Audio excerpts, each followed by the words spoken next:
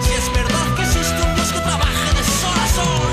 Ponte en pie, alza el puño y ven a la fiesta pagana en la hoguera y de beber.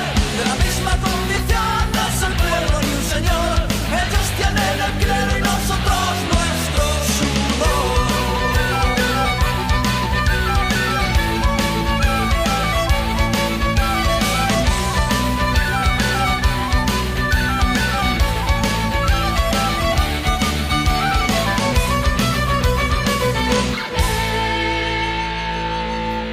Pan para los tuyos, si ves muy gordo al abad. Si su virgen viste de oro, desnudará.